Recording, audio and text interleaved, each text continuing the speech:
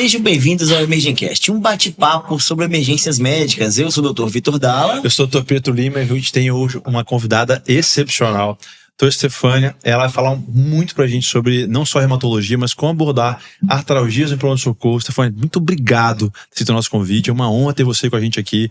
E sem dúvida nenhuma vai ser um bate-papo muito sensacional, porque a artralgia é um negócio comum no pronto-socorro, né, Vitinho? Extremamente comum, e o espectro clínico pode variar de coisas mais simples quanto coisas mais graves que a gente tem que identificar rápido, né? Pessoal, a doutora Stefânia, ela graduou em medicina aqui na Universidade Federal do Espírito Santo, foi fazer residência de reumatologia na Unicamp, mestrado da Unicamp. Vou te falar em gabarito, Vitinho. Nossa senhora, sensacional, né? Acima de contestação. Pessoal, bem-vinda ao nosso podcast. Obrigada, eu que agradeço o convite de vocês. Não, vai ser top. Hoje vai ser um bate-papo muito fluido, sem dúvida nenhuma. Exatamente. Agora, antes disso, precisamos falar quem trouxe esse podcast hoje pra gente, né? Quem das pessoas, trouxe várias pessoas. Pessoal, exatamente. Então, DocStage, sem dúvida nenhuma, precisou de uma contabilidade médica. Alguém que sabe especializado no que você precisa. Cara, faz total sentido. E outra coisa interessante, Vitinho, eles têm hoje uma das taxas mais importantes, mais rápidas do Brasil em relação à resposta.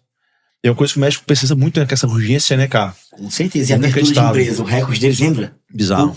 40 e poucos minutos para abrir uma empresa? Os caras são muito rápidos, cara. Compliance médico, planejamento de carreira, finanças, eles têm todo o suporte ali para você só trabalhar e deixar a contabilidade com eles. DocStage. Cara, os caras são muito bons mesmo. Então, precisou de contabilidade médica. DocStage, sua contabilidade tem nome. Exatamente. E outra coisa, né? Tá no pronto-socorro, tem uma artralgia, não sabe o que fazer. Tem a CalcMed pra te ajudar. Sempre a CalcMed tem lá os fluxogramas, tudo direitinho. Você não vai ter dúvida nenhuma. Anti-inflamatório, tudo que você precisa. Dose, tudo que você precisar tá ali na palma da sua mão. CalcMed. Pessoal, quando a gente sabe a importância da residência médica, mas muitas vezes a gente tem alguns colegas que não conseguem ir direto pra residência. E você precisa de um apoio para o socorro. Não tem jeito, né, Vitor? Faz muito sentido, né? Com certeza. O CalcMed vem pra isso. Mas, se você não conseguiu a passagem da clínica médica, exatamente. Sabe porque a gente sabe o motivo. Exatamente. É porque não tinha quem não fez médio, hein? Não fez médio. Se tivesse feito a médio, aí já teria. Já tava na residência, já acabando na terceira, quarta residência. Cara, os caras têm uma IA só pra ajudar a fazer questão, acompanhar o processo de meta, cara. Bizarro. Eles sabem exatamente onde você errou, onde você precisa melhorar, qual tema cai em qual prova. Olha só, você precisa disso na sua rotina. Isso aí. Pessoal, cupom Emergencast, tanto CalcMed quanto lá na Medway, cara. Você precisar de suporte e ainda por cima com um baita do valor promocional para você não ter erro e fazer uma baita uma residência. É isso aí. Então, nossos parceiros aí, agradecemos que estão sempre com a gente. E aí, então vamos começar o episódio, então, efetivamente, né? Então, artralgias no pronto-socorro. Interessante, né?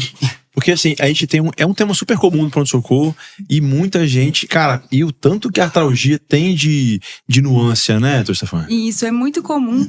Acho que 90% de todos os indivíduos, em algum momento da vida, vai apresentar uma artralgia, né? E aí a gente dá um determinado valor para aquele sintoma, que é o essencial, que é o fundamental. Então, a gente tem que verificar o que vem acompanhado dessa artralgia, a duração da artralgia, quanto tempo tem, qual que é o caráter da dor, né? Se é uma dor mais de característica mecânica, se é uma característica mais inflamatória, as características inflamatórias e que vêm acompanhadas, né, de sinais flogísticos, a gente tem que correr. Se tem sintoma sistêmico associado, a gente também tem que acender um sinalzinho de alerta, mas é muito prevalente, sim, né? É impressionante, porque assim, eu posso ter tanto uma artralgia, que às vezes pode ser até um cotovelo de tenista ali, uma coisa mais... Um traumazinho ali, lesão de estresse, uma coisinha mais simples. E se passar batido, às vezes pode ser um lúpus, uma coisa mais importante. E ou até uma artrite séptica, quando você vai ter que intervir rapidamente. Doideira, né, cara? Então, assim, como é que é só uma artralgia, só uma artrite, nesse só... Pode ser uma coisa super leve e perder um diagnóstico muito pesado, né, Vitinho? Exatamente, pode te dar uma trairagem ali no pronto-socorro, né? E quanto à epidemiologia, o que a gente pode falar de epidemiologia? Existe alguém mais prevalente na infância? Existe algum tipo diferente? O que a gente vai pensar do ponto de vista de epidemiologia? Na infância, geralmente a gente tem os quadros mais acompanhados de infecções, né? Pós-infecciosas, artrites reacionais. Então, a criança tem um quadro gastrointestinal, quadro geniturinário é menos frequente na criança, mas ele faz aquele quadro reacional.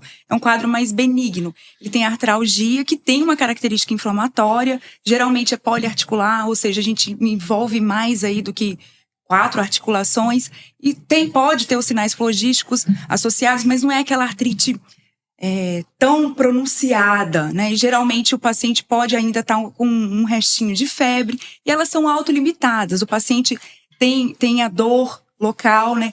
Quando esse quadro ele está mais estendido, mais arrastado, a mãe, a criança refere que está há pelo menos uns 2, 3 meses dessa forma, e a gente tem que pensar mais nas doenças imunomediadas reumatológicas.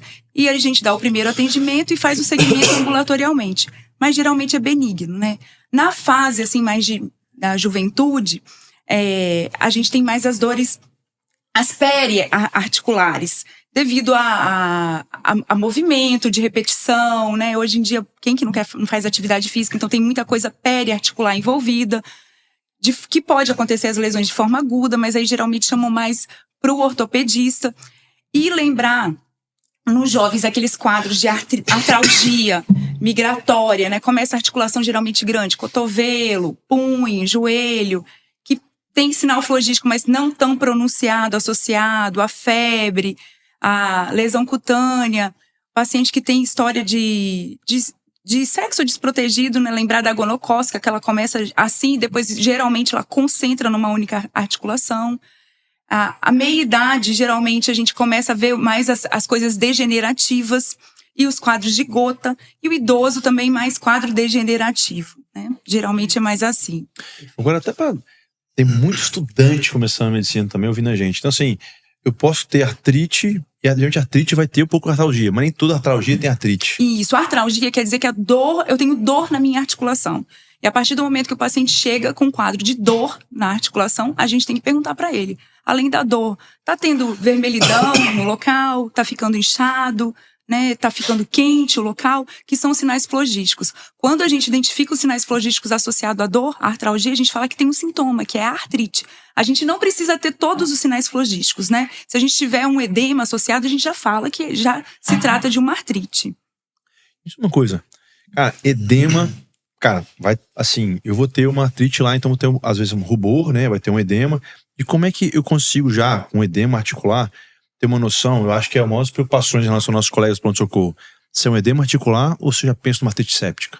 Então, a artrite séptica, geralmente, ela é um quadro mais agudo, tá? Como que eu vou diferenciar a artrite, sintoma da artrite séptica de uma outra artrite? A artrite séptica, o paciente tem uma dor muito importante. Essa dor é tão importante e os sinais flogísticos são muito evidentes, são muito exacerbados. A gente geralmente não tem dúvida. Não tem muita hiperemia, muito edema, que na inspeção você olha, tem o edema, tá? Você palpa a articulação, ela está muito quente, mas geralmente a gente tem bloqueio da função articular. Esse bloqueio da função articular, o paciente não consegue estender o joelho, né? Quando é localizado no joelho, não consegue fletir punho. Então esse bloqueio, ele fala muito a favor de ser um quadro de uma artrite séptica. Esses pacientes, geralmente, eles são mais pacientes toxemiados, eles têm mais febre associada. A febre geralmente é febre alta. Não é necessariamente obrigatório ter febre, mas geralmente quando tem febre é uma febre alta. Tá? A artrite séptica ela pode acontecer por contiguidade. Então, o paciente que teve alguma manipulação articular, fez uma punção, injetou ácido hialurônico para melhorar, por exemplo, um quadro degenerativo que ele tinha. Um paciente que sofreu alguma abordagem, fez alguma artroscopia, ou disseminação hematogênica, paciente usuário de droga endovenosa, ou que fez uso de alguma medicação, ficou internado previamente, uma pielonefrite, teve uma punção, né? Então, pensar em artrite séptica nesses casos. Então, olha o red flag interessante. A alteração Brutal da função isso, vai brutal bloquear a articulação. Isso é muito importante. Outra coisa, né? Assim, em pensar que das artrites súbitas, pensar em infecção também, né? Sempre que é quadro súbito, a gente tem que pensar em infecção. E o principal diagnóstico diferencial da artrite súbita, né? Porque as doenças imunomediadas reumatológicas, elas são mais insidiosas. Lembrar de um diagnóstico diferencial importante, que é a gota.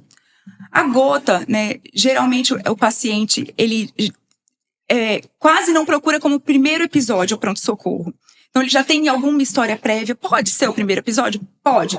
Mas, geralmente, é um doente que tem uma síndrome mais plurimetabólica. Um paciente é hipertenso, obeso, diabético. Ele tem história familiar de gota. A gota, geralmente, não bloqueia a articulação. Geralmente, o paciente não está prostrado. Se der febre, é uma febre baixa. Então, febre alta fala contra a gota. Quanto mais distal A articulação acometida, metatarso-falangiana, né, tornozelo e joelho, mais típico é da gota. Mas a gota não vai ter esse bloqueio articular como a artrite séptica vai ter, tá? E ambas, elas podem ser assim, um surto, né? Elas começam de maneira súbita. Eu lembro que a classe da gota era monoartrite assimétrica, né? É isso. É bem característico. Bem característico mesmo. E chegou aquele paciente, então, pra gente, né? Com um derrame articular importante. E aí, vamos sempre puncionar esse derrame articular? Não vamos? A gente já começa antibiótico antes? O que a gente vai fazer nesse cenário? Olha, sempre que tiver disponibilidade de ser puncionada, vale a pena a gente puncionar, porque é o que vai determinar o diagnóstico definitivo. Tá? Então, tem oportunidade de puncionar, puncione. Mas se eu não conseguir, eu tô num local que é difícil, eu não sei puncionar, eu não tenho um ortopedista que vai fazer, ou às vezes me chamam no pronto-socorro, eu faço. Não vamos também retardar a conduta por conta disso. Tá? Se a gente conseguir referenciar, ok, mas sempre tentar puncionar e sempre mandar o líquido para análise. Porque tem gente que punciona, eu já vi isso acontecer. Que me chamou, puncionou e assim, jogou fora o líquido na pia. Sabe? Nossa. Então vamos mandar de verdade. Eu achei que o líquido tava normal. Tá com ouro na mão ali, gente. Não tava purulento, não achei que tava purulento e joguei fora. E aí a gente tem que lembrar que nem sempre há uma bactéria com poder, como, por exemplo, de Staphylococcus aureus, né? Às vezes o paciente... Mas aí também é um quadro um pouquinho mais arrastado. Mas quer ver, por exemplo, o paciente que tem uma doença reumatológica, imunomediada, e ele tá controladinho. O paciente de artrite reumatoide, por exemplo. É um paciente que ele é bem imunossuprimido. Tá usando lá um monte de remédio, tá usando os imunobiológicos e o quadro da artrite tá controlada. E aí, de repente, esse paciente começa a ter uma dor súbita em uma única articulação. Por exemplo, um joelho. E ele procura o pronto-socorro. Às vezes ele não tem acesso ao médico assistente dele, ele procura o pronto-socorro com aquele joelhão, né? E aí lembrar que quando o quadro da doença de base é poliarticular, como a artrite reumatoide, por que ela acordaria numa única articulação só? Sim. Então, esses pacientes, eles têm elevado risco de ter artrite séptica. E eles fazem artrite séptica por tuberculose, outras micobactérias, por fungo. Então, já vi histoplasma, paracoco. Tá? Eles funcionam dessa forma, esses pacientes. Eles são bem imunossuprimidos, funcionam dessa forma. E aí, o líquido não é um líquido purulento quando você funciona, tá? Às vezes, ele é até amarelo citrino. Perfeito. Tá? Ele é um pouco mais turvo, menos viscoso do que o líquido normal. Mas eu já vi gente jogar fora e eu ter que ir lá e repulsionar.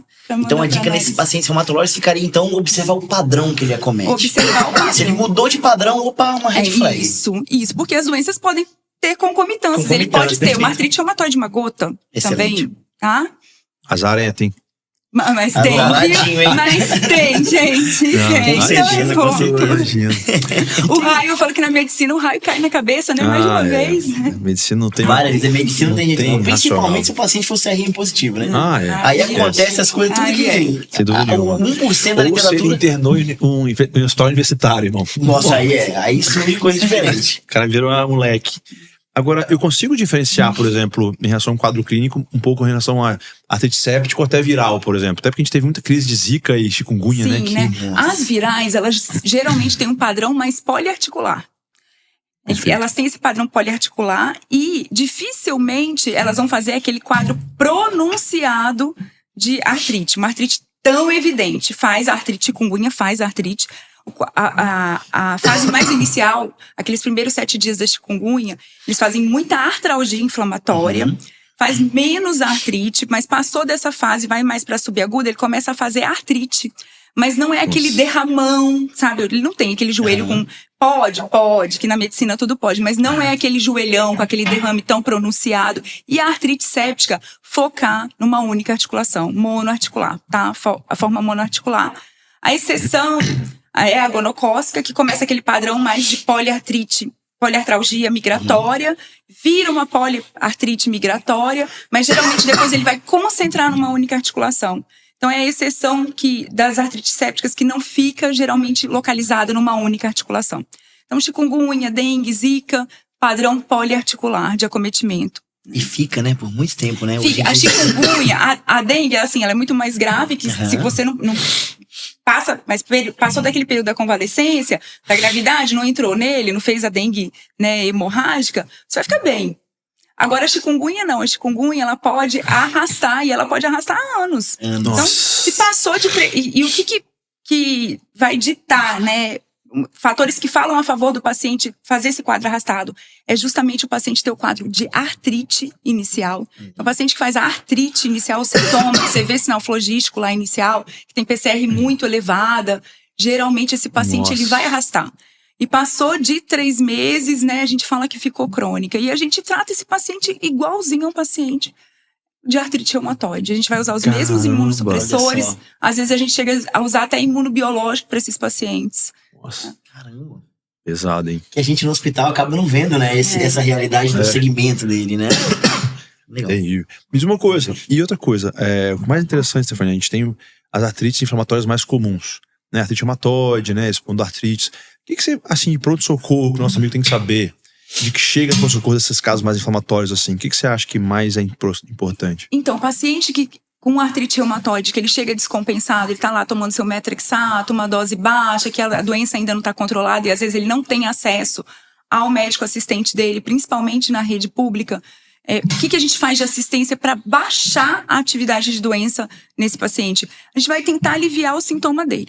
E para as doenças reumatológicas imunomediadas, a gente usa o corticoide, mas a gente usa nessas patologias o corticoide dose anti-inflamatória. Geralmente a gente não passa de 20 miligramas de prednisona. Então, se o paciente é um paciente que não está numa fase que está usando o corticoide, às vezes ele estava em remissão e a doença acorda, ele faz um novo flare de doença, para artrite reumatoide, para psoriásica, às vezes a gente usa o corticoide, não precisa passar de 20 miligramas, tá?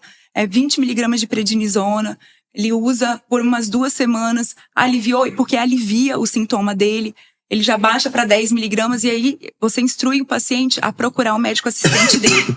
Então, o paciente que está usando metrexato, uma dose lá de 20 miligramas, a gente pode otimizar já no pronto-socorro até 25 miligramas. Além disso, imunossuprimir mais o paciente é papel do médico assistente, do reumatologista. Já os pacientes que têm as espondiloartrites, que pega mais o esqueleto axial, esse paciente ele não tem, que tem lombalgia inflamatória, ele não tem boa resposta com corticoide para o esqueleto axial. Então, não adianta eu fazer corticoide, ele não vai melhorar. É anti-inflamatório. Então, a gente dá anti-inflamatório, a gente faz anti-inflamatório nesses pacientes por longos períodos, tá? A gente usa até 3 meses de anti-inflamatório. A gente usa muito naproxeno, nimesulida, indometacina. A não ser que esse paciente tenha queixa também, porque ele pode ter de esqueleto apendicular, né? De periférica, artrite periférica, que aí a gente usa o corticoide, a mesma dose da artrite reumatoide, 20 miligramas é suficiente para dar uma melhorada nele. Mas sempre a tentar. É um paciente que já tem um diagnóstico de doença reumatológica, que mudou o quadro, como a gente falou anteriormente, do padrão de acometimento da doença dele, a tentar, para ele, se ele tem ou não uma doença concomitante, como gota, como fazendo uma artrite séptica, que é o mais comum deles fazerem, tá? Perfeito. E vai haver alguma diferença aí na condução, né, desse paciente entre o corticoide intraarticular, o corticoide sistêmico? Eu tenho algum papel para isso? Quando que eu vou indicar isso? O paciente, por exemplo, o paciente tem artrite reumatoide, ele tá com a doença controlada e aí ele faz um quadro monoarticular. Eu puncionei aquele líquido, pela análise do líquido a gente viu que ele não tem uma infecção associada, então pela contagem de células a gente consegue diferenciar. Geralmente a artrite reumatoide e as outras doenças inflamatórias, a gente não vai ter mais que 20, 30 mil leucócitos, 50 mil, impossível. Geralmente já é da artrite séptica. Descartei. Não é séptico, é só da própria doença, porque pode acontecer. Pode acontecer de um joelho ficar com uma lesão degenerativa secundária ao processo autoimune. Então, é uma única articulação, a gente opta por fazer intraarticular, que a gente vai ter menos evento adverso, menos efeito colateral. Então, a gente faz nessas ocasiões, sim, a injeção intraarticular, a gente opta pelo Triancil, que é o melhor corticoide para fazer intraarticular. Perfeito, maravilha. Tá? Casos e casos, né? Caramba. Vamos falar um pouquinho da gota, então, mais? Que eu acho que é bem comum no nosso pronto-socorro, né? Muita gente acaba não reconhecendo. Tem a pseudogota também, né? Tem a pseudogota também. Tem a pseudogota. Então vamos diferenciar, vamos para esse caminho. Na gota, o que a gente tem? A gente tem deposição do cristal de ácido úrico e na pseudogota de pirofosfato de cálcio. Então a gota é o padrão que a gente falou anteriormente. Geralmente o paciente tem história familiar, ele tem aquele padrão, né, de diabetes associado, ou obesidade. É um paciente que não tem uma alimentação muito bem controlada. E aí ele chega com um quadro, por exemplo, de uma metatarsalgia que tem padrão, né, inflamatório, tá hiperemiado, é súbita, é um quadro súbito. A dor, eles falam que a dor é muito intensa, que é insuportável. Tem paciente que não suporta nem colocar o lençol. E geralmente começa de madrugada e depois de uma farrinha boa, né? Passou um final de semana aí, aquela churrascada, tomou um monte de cerveja. Segunda-feira vai vir a crise de gota, tá? No pronto-socorro. Então, a crise de gota lá e os incêndios compensados no seu consultório. Exatamente, todo mundo encharcado. Retenções da saúde, todo mundo encharcado. Isso aí. E aí, esse paciente que tem a podagra, ou o tornozelo, ou o joelho, né? E se você puder puncionar o joelho, geralmente é onde a gente consegue puncionar, deve puncionar. Mas geralmente esse padrão, o paciente que está muito bem clinicamente, tirando o quadro da artrite, que não tem febre, é o padrão do paciente que tem a gota. E aí, como é que a gente vai abordar? A gente vai ver se ele tem alguma outra comorbidade. Geralmente, a gente usa anti-inflamatório. A gente faz o anti-inflamatório por um período aí de mais ou menos 1 semana. Ele tá melhor. A gente tenta manter até 2 semanas se ele não tem contraindicação, porque senão ele faz rebote, sabe, da crise. Então, pode usar nimesulida, naproxeno. Paciente que tem doença renal crônica associada, ao invés do anti-inflamatório não esteroidal, a gente usa o corticoide. Tá? E aí a gente pode utilizar até 0,5 miligramas por quilo do peso do paciente. Então, geralmente, a gente não ultrapassa 40 miligramas da prednisona. E ele usa a prednisona por até aí uns 10 dias na crise aguda. A gente mantém geralmente essa dose a gente não precisa fazer desmame, tá? Então, a gente mantém essa dose e a gente associa a colchicina. A colchicina, o paciente que tem doença renal crônica pode usar. A gente diminui um pouquinho a dose, né? Faz uma correção, mas até mesmo dialítico pode utilizar. E aí, até, acho que há uns 15 anos, tinha aquela prática de dar colchicina, vai tomar um comprimido até o paciente fazer o quadro de diarreia. A gente não faz mais isso. A última recomendação do Colégio Americano de Reumatologia, que foi de 2020, para paciente com gota, a gente dá um comprimido de 0,5, de 12 em 12 horas, por cerca de até 2 semanas. Tá? Se ele precisar estender, utilizar um tempo maior, a gente estende, mas geralmente 2 semanas é um tempo suficiente. Lembrar que o efeito adverso que ele pode ter da colchicina é um efeito gastrointestinal. Então, o paciente pode ter diarreia, pode queixar um pouco, aí a gente diminui, vai tomar um comprimido por dia, vai consertando a dose, tá? E o paciente que já tem a crise de gota, que ele já faz uso do halopurinol, por exemplo, para prevenção de novas crises de gotas, para baixar o ácido úrico dele, a gente não deve retirar. Porque tem muita gente que o paciente chega lá que ele para de tomar o halopurinol dele no momento da crise e começa a colchicina. Não, ele deve manter. E, inclusive, nessa última recomendação, foi feita uma meta-análise que a gente pode iniciar, sim, o halopurinol no momento da crise. Porque até então, o que a gente fazia? A gente não começava. Porque, né, ela piora a crise. Se eu começar com a crise... Não, a gente começa, principalmente se o paciente já tem tofo. O paciente já tem tofo e se tem mais de 2 crises no ano, a gente pode começar o halopurinol porque ele adere melhor até, tá? E ela não vai piorar. Então, nesse último, a CR, a gente pode sim estar autorizado a começar o halopurinol para o nosso paciente lá no pronto-socorro. Então, ele pode sair com a receita com o anti-inflamatório ou o corticoide associado à colchicina e já com o halopurinol. Perfeito. Eu ia perguntar exatamente isso. E aí, a gente maneja agudamente, ela já deu a boa já. Jogou a bola. Outra coisa importante, por exemplo, tem um paciente, vamos dizer que o paciente já usa um anticoagulante, ele apareceu com edema articular. Eu consigo diferenciar se ele é edema ou se é uma hemartrose, por exemplo? Olha só, se o paciente, geralmente quando ele tem edema articular, ele usa um anticoagulante, você fala pelo extravasamento, assim. Geralmente a dor dele não é uma dor tão exacerbada, tá? E o ultrassonografista, ele consegue falar pra gente, olha, esse líquido aqui é mais... Então, o ultrassom, ele ajuda a gente. E a própria punção, você punciona, vem o líquido lá hemorrágico, né? Geralmente na clínica é um pouco mais difícil de... É um pouco mais difícil da gente diferenciar, mas geralmente não tá hiperemiado e geralmente não tá quente, tá? Então, esses 2 sinais de hiperemia local e de calor local, a gente não vê quando é uma hemartrose. Tá? Bom que ela puxou essa parte do ultrassom, porque é isso que a gente ia perguntar. O paciente chegou com essa artrite no pronto-socorro. Exames de sangue, exames complementares que você acha que são muito importantes para esse cara? Hemograma, VHS, PCR. O hemograma, nas artrites sépticas, geralmente ele vai estar alterado, vou ter uma leucocitose bem mais pronunciada, né? Acima de 15 mil, 20 mil. O VHS e o PCR nas artrites sépticas, ele é estouradaço, é acima de 120 de VHS e um PCR acima de 100, um PCR bem elevado. A gota, ela pode ou não, né, ter o VHS, o PCR elevado, mas nunca vão ser desses níveis da artrite séptica. E geralmente eu não tenho uma leucocitose tão exacerbada, é 12 mil, 11 mil, eu não tenho... Séptica é caso de 30 mil. Isso, então esses exames eu acho que se eu tiver que pedir, são pelo menos esses aí. A função renal eu acho importante, porque às vezes a gente vai usar o anti-inflamatório, né? E tem paciente que não sabe informar sobre a função renal dele ou não. Então, ureia e creatinina, até pra gente corrigir depois a dose dessas medicações que a gente vai utilizar. O ultrassom, se a gente tem disponibilidade, ele ajuda, mas ele não é fundamental. É muito mais importante a gente puncionar, fazer a punção e a análise do líquido sinovial do que o próprio ultrassom.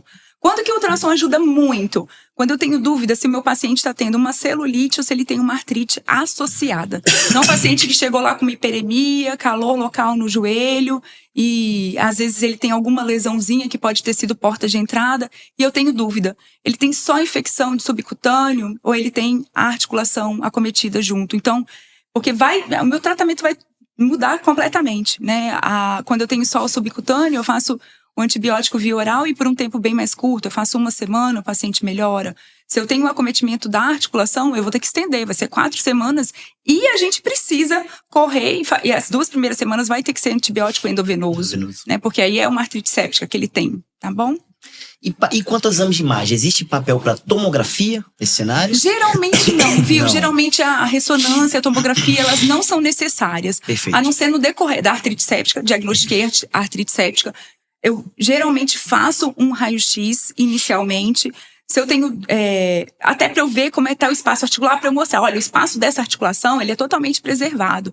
Para eu fazer um segmento, ele é mais importante no segmento do que no momento do diagnóstico. Então, às vezes, quando eu tenho uma artralgia e posso ter dúvida se eu tenho alguma lesão óssea, mas aí o sintoma já é mais arrastado, só para eu isolar, não tenho lesão óssea. Então, o raio-x tem esse papel importante, mas não tanto na artrite séptica em si. Tá? Quanto à complicação, vai ser comum em alguma dessas artrites sépticas eu evoluir com uma osteomielite associada ou não? Isso é incomum? Olha, tanto pode acontecer o contrário. O paciente tem uma osteomielite e por contiguidade ele vai para a articulação, né? Pode começar dessa forma. Então, o paciente que não está respondendo, aí tem o papel importante da ressonância. Sim. Tá? E da tomografia. Eu estou fazendo o antibiótico e a artrite séptica, o ortopedista, ele entra e ele tem que lavar aquela articulação. Não adianta eu ficar dando só antibiótico, não. Ele vai lavar o joelho, tanto faz por artroscopia ou aberta. Eu até achava antigamente, quando eu fiz a residência, 15 anos atrás, que aberta era mais eficaz, principalmente quando a articulação profunda, tá, gente? Então, em articulação profunda, o que é articulação profunda? Ombro e quadril, né, coxo femoral. Então, paciente previamente ISO, que chega com uma dor muito importante de ombro, muito importante de coxo femoral, com história de febre, que tem leucocitose, VHS, PCR muito importante, o exame físico, eu não consigo detectar tanto sinal flogístico nessas articulações como nas demais. Sim. Apesar delas serem muito menos incomuns de acometimento. Mas aí eu tenho um papel importante da ressonância. Mas no primeiro momento o ultrassom detecta muito bem pra gente, tá? E aí o ortopedista, ele vai entrar, ele vai lavar, a gente vai fazer o antibiótico via oral. E quando eu não tô tendo melhora, eu tô dando o antibiótico, ele já entrou, ele já lavou, não tô melhorando, por quê? Eu repito, às vezes, a ressonância e vejo que tem um foco lá ósseo, uma osteomielite, que por contiguidade, né, fez a lesão óssea também. E aí eu vou ter que ir pra cultura óssea, fragmento ósseo. Aí vai pra cultura de fragmento ósseo, não tem jeito, né? Enquanto tá correndo, quando a gente faz a punção do líquido sinovial, é importante a gente saber o que a gente pede também, que muitas vezes as pessoas não pedem as coisas que são necessárias. Então, sempre pedir a análise citológica do líquido, né, pra gente ver a contagem de célula. E às vezes a gente põe assim, contagem de célula, eles não dão diferencial.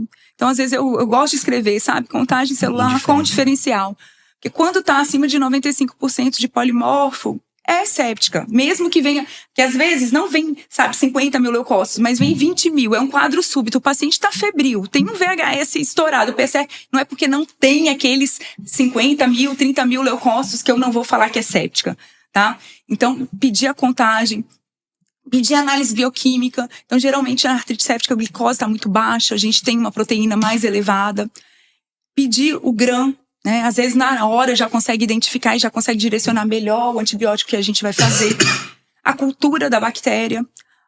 pedir pesquisa e cultura de micobactéria e fungo. É fundamental. Isso eu vejo muito pessoal esquecendo, tá? E às vezes o paciente não melhora e a gente repunciona e o que cresce lá pra frente, porque a pesquisa direta, ela tem muito pouca sensibilidade. Então, na cultura, lá no 30º dia, cresce uma micobactéria, cresce um fungo, tá? Cresce uma... Então, é lá pra frente. Aí seria principalmente no imunossuprimido, né? E Pensar aí, mais nesses principalmente casos. no imunossuprimido. Idoso, né? Que mora mais... já tá acamado, hospitalizado. Paciente que teve período longo de hospitalização. Paciente imunossuprimido reumatológico. Paciente imunossuprimido da oncohemato, tá? Nossa, e fúngica deve ser terrível, né? Porque eu tô falando de um tratamento longo. Às vezes com longo, drogas 6 meses, extremamente... até 2 anos. Eu tive um vezes... paciente que ficou usando itraconazol 2 anos para tratar uma lesão. E às vezes a outra que não responde itraconazol, responde, sei lá, anfotericina. Eu bato muito nesse rim, né? Aí deve ser... Isso. Casinho desafiador, hein? Rapaz, você tá doido. Rapaz, imagina, uma artrite fúngica aí de 6 meses tratando. Encaminha tua Stefania, encaminha pra ela. É claro, aí pronto, resolve. Mas você sabe que geralmente... resolve o problema. Eles não vêm pro reumato, os pacientes eles ficam muito com infecto, né? Geralmente fica muito com infectologista. Verdade. É verdade. Que ele fica acompanhando muito, ali bastante coisa. O acompanhamento conjunto ali. E aí começa já o antibiótico suspeitou da artrite séptica. 70% das vezes vai ser por Staphylo aureus, então a gente não pode deixar de cobrir.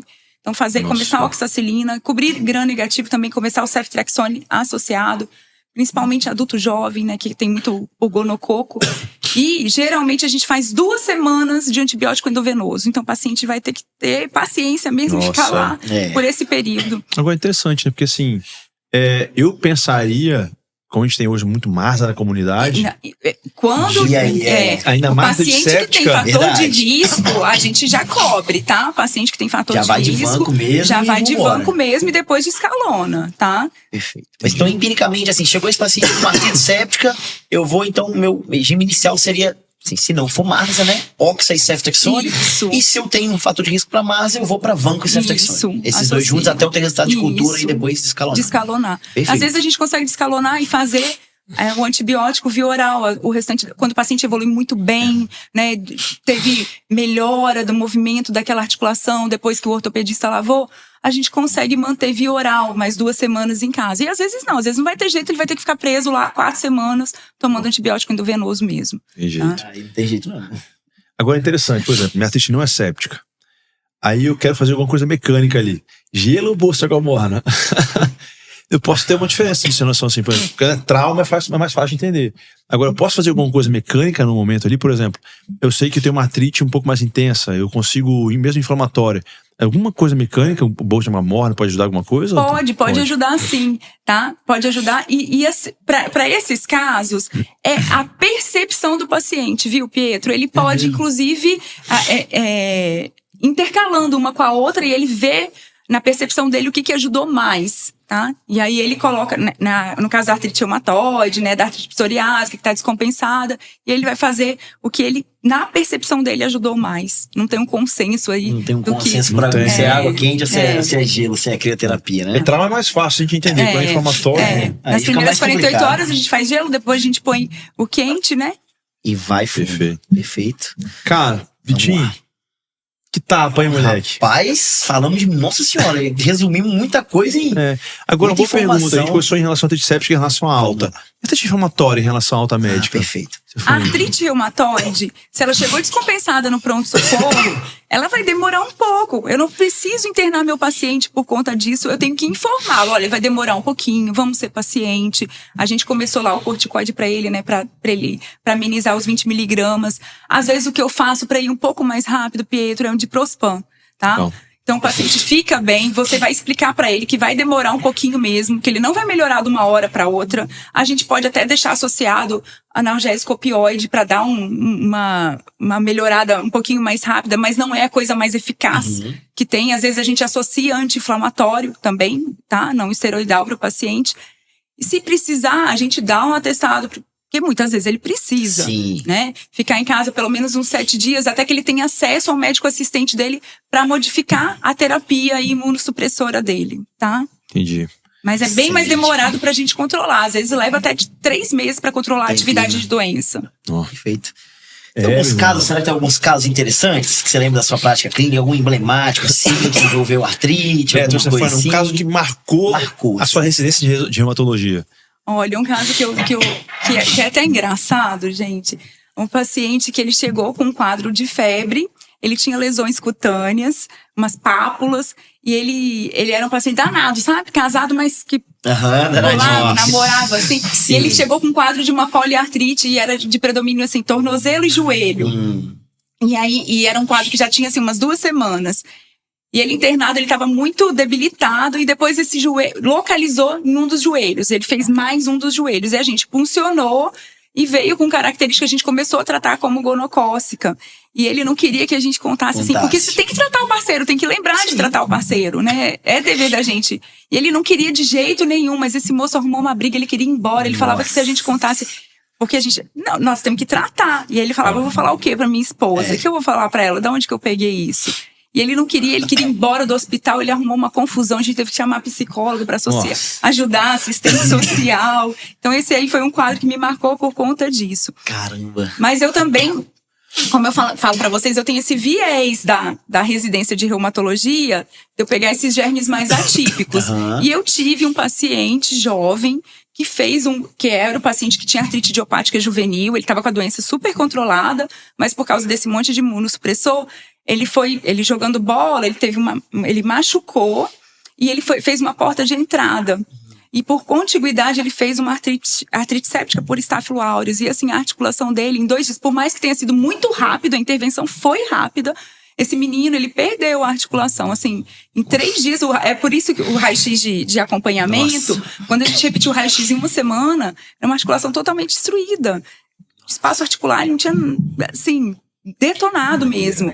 E esse menino, ele evoluiu com sepse. Esse menino, ele evoluiu, ele ficou um menino que ficou grave, que foi pra UTI, ele fez uma sepse, e o foco da sepse dele foi de partes moles e articular. O menino ficou entubado, ficou gravíssimo, fez pulmão grave.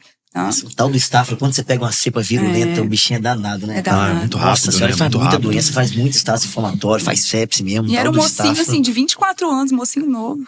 Nossa. Era pesado. Rapaz, agora ninguém tem dúvida mais em artrite sensacional, hein? Stefânia, Nossa senhora. A gente não tem nem comentários. Nem palavras pra falar. Fechou assim o assunto de uma forma muito incrível. A gente tava tirando as nossas dúvidas com ela, da nossa prática clínica aqui, ó. Sensacional. Então, Stefânia, obrigado de verdade. Eu que agradeço vocês. A gente dissecou a artrite reumatoide, as artrites, de modo geral.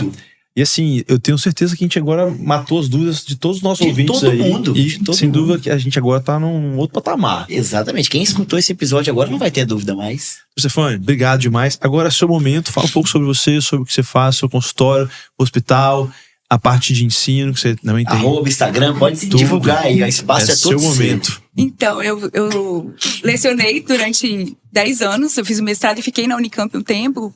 E resolvi voltar aqui para Vitória na pandemia, né? E aí eu dei aula na UFES, dei aula na UVV, agora eu tô dando aula na EMESCAN, eu tenho o meu consultório, atendo particular. E se quiserem tirar dúvida, meu e-mail é epignaton@hotmail.com, pode mandar para lá que eu respondo, que eu ajudo. E @ do Instagram? Olha só, quase no Instagram, gente, é Stefânia PM. Perfeito, legal. Pessoal, a gente fica por aqui. Quem ficou até agora com a gente aqui, cara, segue nas redes sociais. Então tem ImagenCast, @ImagenCast no Instagram, Spotify, podcast, YouTube. Onde você, embaixo da mesa, achar isso, embaixo da mesa de casa, você vai junto, então segue com a gente. Eu tô Stefânia, obrigado demais. Obrigada a Uma vocês. honra. E papo incrível também. Bate-papo. Sensacional, sensacional. Não, eu vou vir devagarinho esse podcast pra anotar, pra estudar esse podcast. Não, sensacional. Sensacional. Obrigado de verdade, assim, esse espaço, né, sem dúvida nenhuma, queremos mais vezes você aqui. Enriqueceu demais esse podcast. E, sem dúvida nenhuma, a gente agora tá... É um assunto que tá dominado a partir de hoje. Dominado pelos ImagenCasters. Isso aí. Pessoal, até a próxima. Fique com Deus aí. Até a próxima, boa noite. Obrigada. Valeu.